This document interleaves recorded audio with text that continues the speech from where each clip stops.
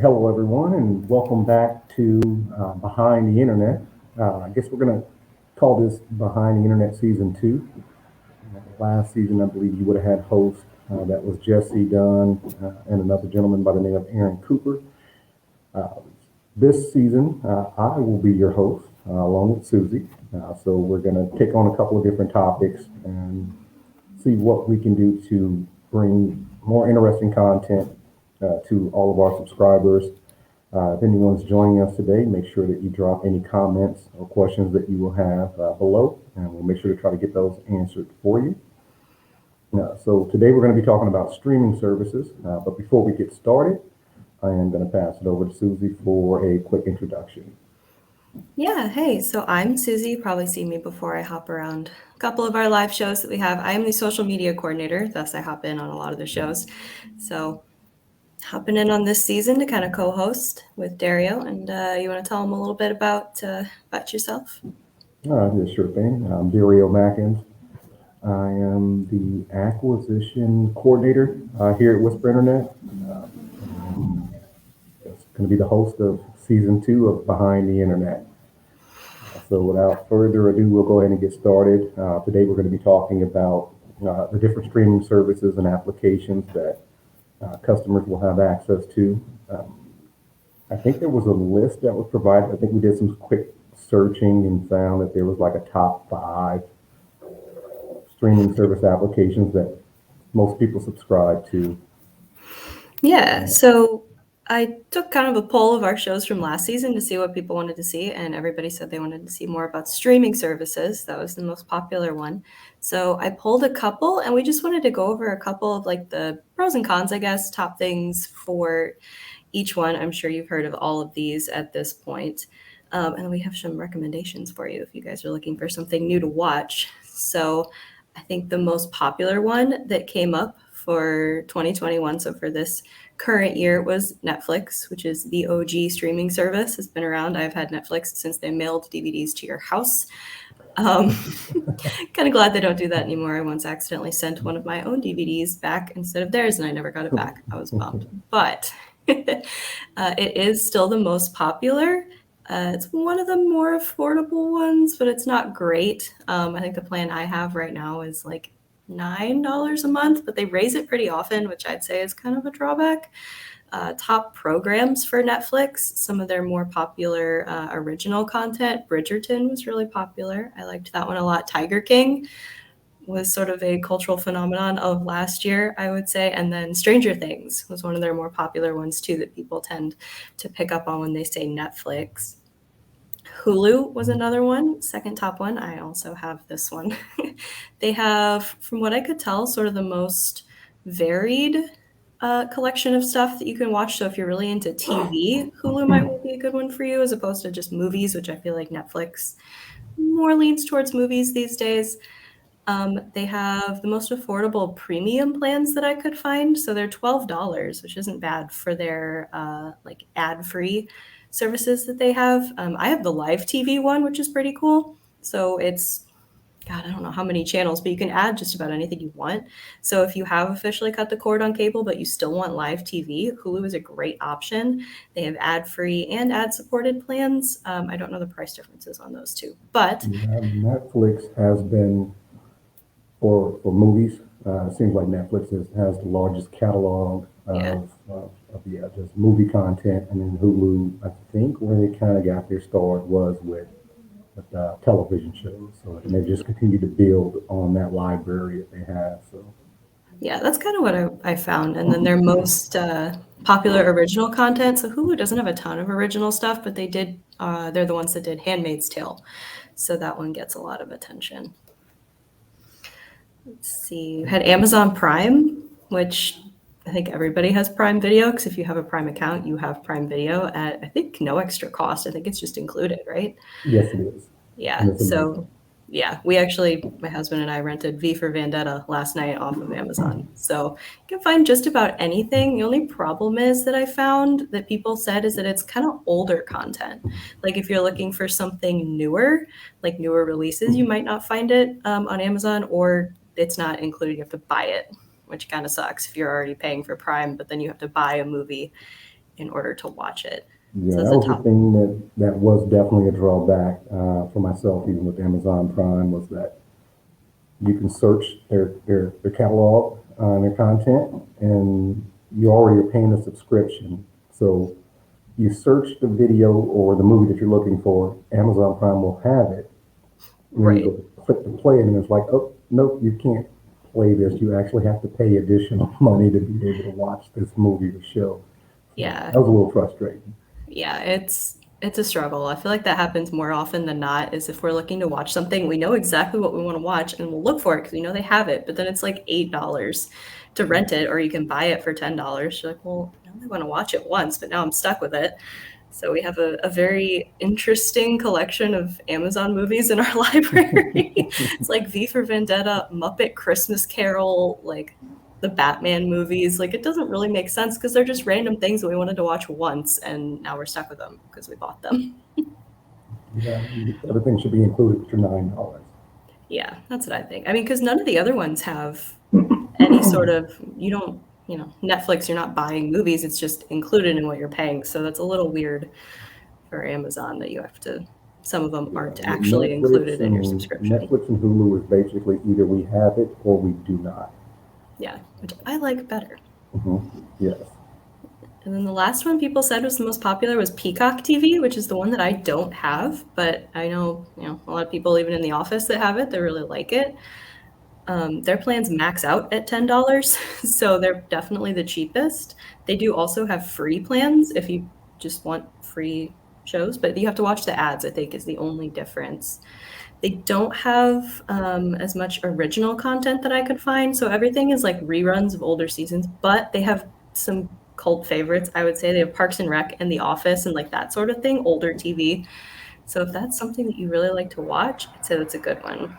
And then there's a million out there, Disney Plus, Marvel, for Star Wars and stuff like that.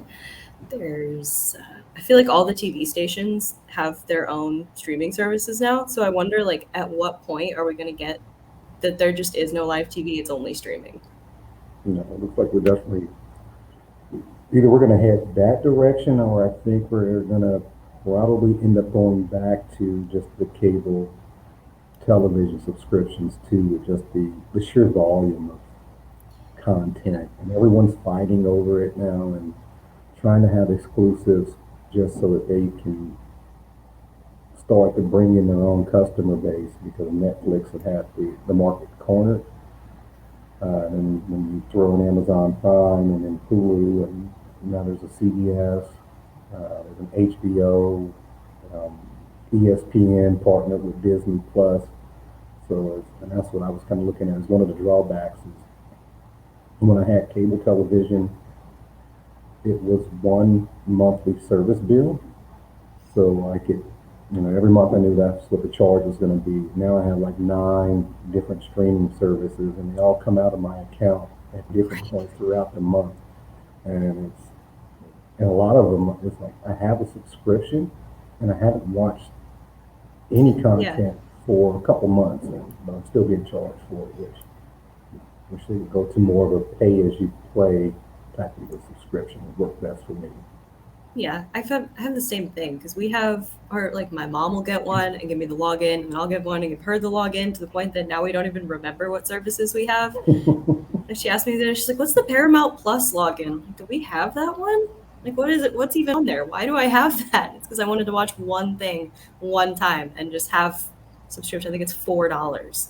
So it's like I'm just holding on to it for no reason. But like there's Discovery Plus has like the Food Network stuff that I wanted to watch one time. So it's like, why am I still paying for a live TV if I can just watch it on demand? And I'm glad you brought up the sharing of accounts, because I'm pretty sure that's what at least 90% of Americans are doing. It's like you subscribe to a service, and then you find out, oh, this person has Disney Plus, so if you let me get your Disney Plus login, I will share my Hulu login with you, and it works out well.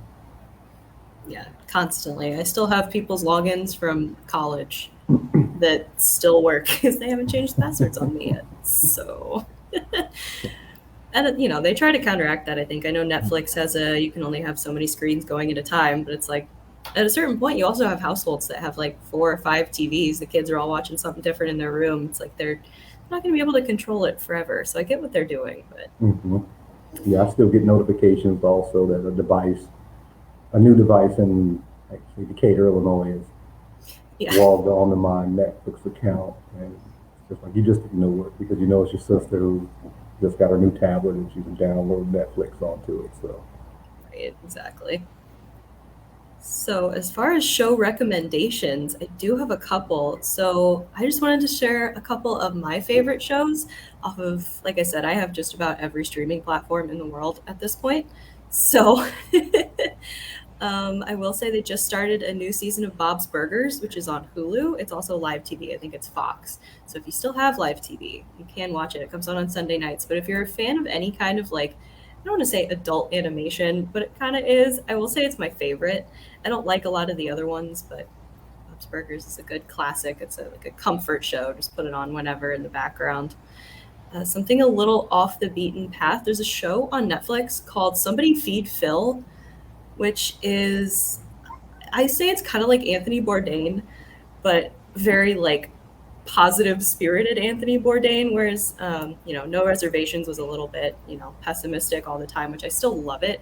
But Somebody Feed Phil is like the most like heartwarming travel food show you've ever seen in your life. He's incredibly funny. I want to say it's something that one of his writers was also a writer for sitcoms in the 90s. So there were a couple. You can kind of see it. You'll hear it when you watch the show. Some of the jokes kind of reflect back, but they're good ones. He goes everywhere, and it's fun for me to watch because that's the sort of thing I like. Stranger Things, also Netflix. Not exactly unknown, but it's a good one. I'm still desperately waiting for the next season to come out because they pushed it back. If you're looking for something a little bit Halloween-y, or kind of cross between Halloween, like horror and true crime, there's a documentary also on Netflix that is it's about the Cecil Hotel, which that one's really cool. And if you don't know that story, I won't spoil it for you, but it is a true crime story. So, and then again, super light spirited Great British Bake Off. If you've never watched Great British Bake Off, just try it. Just watch a couple episodes. I promise you, it's hilarious. Because I feel like I'm going to add that. Is that also on Netflix? I think Great British Bake Off is, yes. Yeah, that's also Netflix. That's a good one. My Netflix shows, I've watched Narcos. I usually will start a season, get through the first 2 seasons, and then it just kind of tapers off, and I never go back in for like the third or the fourth. But Narcos, I did watch all 3 seasons of Narcos, and it was pretty great. Dark is another series that I actually watched all 3 seasons. It's more kind of like a time traveling loop type of a series where you don't really know that it's time travel going in, but I guess if you're going to look at it and watch it now, you would know if you're listening to me. Spoil that little bit of it, but it's done well, very well done as far as that genre type of a film. And then one that they keep showing me ads for that's on Hulu that I'm going to have to eventually sit down and watch is a show called Future Man. Looks like they have about 3 seasons so far and looking at the 4th. So I figure if I go ahead and start now, I can probably fill a couple of weeks getting to the first 3 seasons of it and be ready right in time for when they drop the 4th. As far as shows I want to watch, they're promoting the next season of Bridgerton, which I'm excited about. I really liked the first one, so I'm excited for the second one. I've seen a couple promos on it recently. I don't remember when it comes out though. I think we've got a while. So if you haven't watched the first one, catch up. But Disney Plus, I have a Disney Plus and I don't use it very much, but I really want to watch the Loki series because I see nothing but good things about it, and it's all over my TikTok. So I feel like I desperately need to watch it, if only so they'll stop showing me ads. But they'll probably just show me more at that point. And then The Crown, which I haven't watched, but I hear really good things about it. I feel like if I liked Bridgerton, I would like The Crown. I feel like they kind of go together. One's a little more documentary, but like time period wise. And I really like Princess Diana, which is what I think either the coming season or the last season of The Crown was. So I think I need to check that one out for sure. And then we wanted to ask you, the lovely studio audience online, what you guys are watching, what you like, and what you might recommend in addition to our stuff that anybody who's looking for a new show might want to start. So you can leave that in the comments if you'd like. We'll shout you out if we see you, but if not, you can always leave a comment after the fact too. Yeah, we're always looking for suggestions here throughout the office space. And a lot of our customers, even when we're on the phone with them talking, if we spawn up a conversation about any of these streaming applications, they'll usually ask, what are we watching? Or we'll ask them if they have any recommendations for us. So definitely, if you have anything, feel free to drop those in the comment section as suggestions for us. Always looking for good stuff. And we did want to just kind of touch on some pros and cons of streaming. I know, obviously, if you're a Whisper customer, there's a good chance you are streaming. You might have cut the cord altogether. But Dario, I know you had a couple things you wanted to talk about. Yeah, definitely. With the pros for streaming services, one thing that I did like, especially in the beginning, like it was so much cheaper to just ditch the cable companies and just grab a streaming service when, I mean, they were limited though in options. You only had Netflix and I believe it was like Hulu. So you had Netflix for movies and then you had Hulu for your television shows. They had great libraries and content. So if you paired those two together at the time, so under $20 a month, you had the ability to then save yourself $80 because most cable bills at that time were about $100. So you could drop your plan down and only end up paying about $25 a month and still have access to great television shows and movies to watch to keep you occupied. And then it was all on-demand content as well. So it wasn't like you were stuck having to watch a show at a particular time or day of the week. So I didn't have to hurry up and rush home and be home at 7 p.m. on a Tuesday just because that was the day that they aired that specific program. You could always, when you had cable, you could TiVo it or DVR it. But if you didn't set your DVR or forgot to record it, then basically you just didn't have an opportunity to see that week's show or episode. So that's where streaming came in handy. It was always on demand. So you wanted to watch it at 8 a.m. on a Tuesday morning, it was right there for you. Pause and come back to it later. Right. It started out no commercials with very minimal ads before all of the before it started to pick up, and then they realized that was another way that they could make money was to just have advertisements and commercials. So with the new streaming services, you usually get a lot of ads on them, but that wasn't always the case.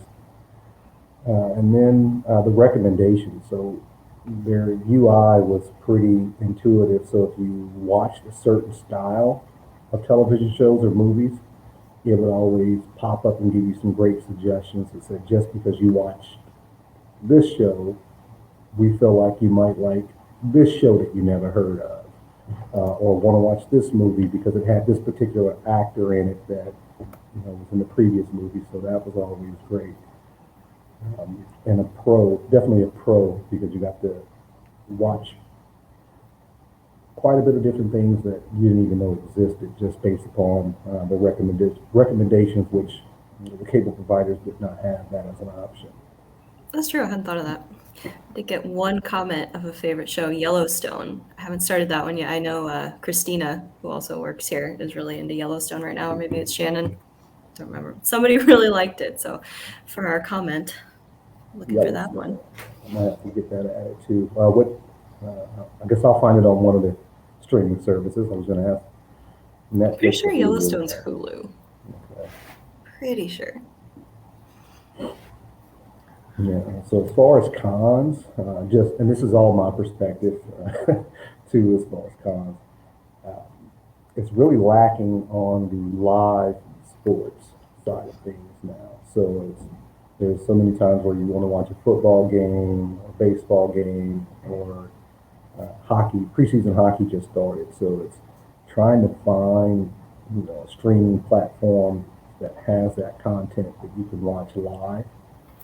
They still haven't quite figured that part out of it yet. So I know a lot of people who are still hanging on to their cable subscriptions just simply because of live sports. Yeah, I will say the Hulu does have a live sports package, but then at that point you're just adding stuff on and adding stuff on and adding stuff on. So it's like it might just be easier, like you said, to have Yeah. one bill, like one central cable. Well, and it's right. And again, I kind of talked about this earlier. Is just the amount of streaming services that are just coming out of the woodworks now. Where it's first it was Netflix and Hulu, then you got Amazon Prime. You have Peacock, which I had never heard of before. Then you got Disney Plus with ESPN. There's Yeah. HBO Max, CBS. I had to sign up for CBS Sports when I wanted to watch the Super Bowl. So I started a free subscription with CBS just so I could watch the Super Bowl. My free month ran out. I got dinged on my card, so now I'm a member of CBS services too, and I haven't even loaded it up since watching the Super Bowl. So Yeah. it's beginning to become an annoyance of having to have all these different streaming services just because their content is different, between them. Right. And then I can never. You alluded to this also. The password. I can never remember what my user credentials is when I am wanting to access it. So, and instead of them sending you like a link or a text message or something that says, "Here's what your password is or was," it's always a password reset, and Right. that's a bit of an annoyance. Yeah. Which, and now that you say it too, when you have a streaming service, you have to have a device to play a streaming service on. Like, Mhm. I mean, cable companies, but at least they send you a box. Netflix doesn't send you anything to watch Netflix on. You just have to either have like, we play ours on we have a PS3 that still like still plays Netflix. We have a couple Apple TVs, which the Apple TVs are great, but they're expensive. Yes. So you kind of have to go out of your way to have something to play a streaming service on, which is a little bit of a pain. The Rokus are great. The like Fire Sticks are great, but I feel Mhm. like Fire Stick gives a little bit of a preference to their own Yes. Amazon programming. But So you have to buy that device, and if the application that you're looking for doesn't exist on there, then you have to go into their marketplace, Mhm. hope that they have it available for download. It can get pretty convoluted and Yeah, tricky. I'll say that for cable. Most of the time, all you got to do is turn the thing on. It'll Mhm. usually play. You don't have to log in. There's no extra login. Like when we're on the PlayStation, you got to log into the PlayStation and then log into the app. Trying to have somebody like stay in our house that wants to watch our TV, we have to leave them like 10 different passwords of like, oh, if you want to watch Yeah. this, here it is. If you want to watch this, here's how this thing works. I've tried to tell my mom how to work the Apple TV about 5 times. So it's not as straightforward as hitting a button on a regular TV remote. Yeah, and I guess another con would be it was also a pro for me is the recommendations because since I have like the Netflix and the Hulu accounts, my children are watching it, for the most part. So when it started out, it was just me. So all the recommendations were shows based upon shows that I had previously watched. But now that my kids are just watching things like SpongeBob and all this, I don't know. Like my recommendations now, you would think that it's like what 11-year-old Right. because Yeah, I get that too. People that I have that use my accounts, I'll be like, who was watching? Why is it telling me to watch Keeping Up with the Kardashians? Why would I yes. watch this? And I'm like, oh, because I'm not the only one that uses this. Got another comment from Monty. Peacock also carries WWE. So if you're a wrestling fan, you can check out Peacock. Well, yeah, I might have to. I mean, I'll add it to the collection. I might as well. I'm up to like 8 or 9 subscription services. Might as well add, go for 10. Yeah, might as well try it out. At some point, I need to take stock of what all services I have because I think it's time. I think it's time to purge a little bit of all I like think you're right. 27 streaming services that I have. I think I need to probably do the same, just figure out exactly what all I have and when was the last time I actually logged in to even utilize that service and maybe start to trim some of those down. Right. I love the convenience of it, but at a certain point, it's getting a little overwhelming, I will say. But, Yeah, if you think about it, if you're paying about on average $10 per subscription service, and say you have 7 or 8 of them, I mean, you're right back to that $80 a month that we were paying the yeah. cable companies originally. So, Right. I mean, I think my live TV with Hulu plus all the other services we have ends up being about $90. Well, that's what I paid, Charter when I bundled with my internet. So it's like, am I saving money? No, but maybe get a little more options. and I do like the options. One thing that I have not found, and maybe someone that's listening out there can help me with this, is a guide that actually is intuitive. Like my Right. problem with Netflix and a lot of the services is just I go to look for something, it doesn't exist there, and I can't really find. I spend more time searching for something to watch than I actually do watching anything. So, and I Yeah. usually get frustrated and I'm like, it doesn't have it, and I just turn the TV off. But I wish they had more of a guide for old men or something that would help me. Just, I need help when I'm looking Right. for something to watch. So if it doesn't have it, and it's weird because if I'm looking for something, like I'll look to watch Inception, and if it doesn't have Inception on Netflix, it says, nope, we don't have Inception, but here's 27 other movies that got Leonardo DiCaprio in it. Right. I mean, sometimes it's helpful because I'll end up watching something like Who Ate Gilbert's Grapes, with a 12-year-old Leonardo DiCaprio Right. in it, but I really wanted to watch Inception. So if you don't have it, point me in the right direction of which streaming service does have it. That would be helpful. Right. That sounds like a project for an outside company because I know I Yep. do the same thing. I'm looking for one movie, and then you have to sit on Google for 20 minutes and Google like where to stream whatever movie you're looking for because it could be anywhere, but it Yes. takes so long to search in every single search bar to try to find it. You're like, well, I need just like one outside reference to tell me where I can actually find what I'm looking for. That would be great. Where you could just type in what it is you're looking for into um, just one streaming app, and it'll just give you a check mark or something that says, "Yep, Netflix has it, Hulu has it, Prime doesn't, Peacock doesn't." I'm like, it saved me a lot of time Right? That's the and $1 million frustration. idea. Now you just gotta find. I feel like that'd be something like Roku could get into that. Somebody that does like, is a vessel for streaming services. I feel like if they really wanted to, they could make a lot of money with that because I would pay for that just to save myself a little bit of time. Or I have a bad habit. I'm sure other people do this. Maybe not. Maybe I'm crazy. If I'm getting like ready to sit down with dinner, I have my food, and I'm like, okay, what am I going to watch? And then I can't eat my food until I have something good to watch. So I'm sitting there for 10 minutes, scrolling and scrolling and scrolling and trying to find something to watch. But my food's getting cold. Can I just can I just Yes. watch something? But maybe that's a Uh, unique problem. I don't know. One trick, and I have the same problem, but yes, you can figure out what it is you're going to watch prior to figuring out what it Yeah. is you're going to eat. But even though that's a suggestion, I never do. I'm the same way. I cook me something to eat, and then I'm there trying to figure out what it is I'm going to watch while I'm going to enjoy my meal, and then my food gets cold, and then I get angry, I get frustrated, I get upset. So, Right. I'm not but the I only still eat. one. But looks like we're about at the end of our time here. I don't want to keep you all too long. So I hope you enjoyed our first episode of Behind the Internet Season 2. We do have, if you're new here, we have a YouTube channel also. This will be up there probably later this afternoon. Depends on how much free time I have to get it up there. But so if you're ever looking for a show that you missed, they will be on our Behind the Internet YouTube channel. They're also stored in Facebook. You can go back in our videos and find them that way. If you want to make sure you don't miss the next one, if you loved listening to us, you can subscribe to either of those channels. So you can subscribe to our Facebook, make sure you follow us, and then you can subscribe to our YouTube.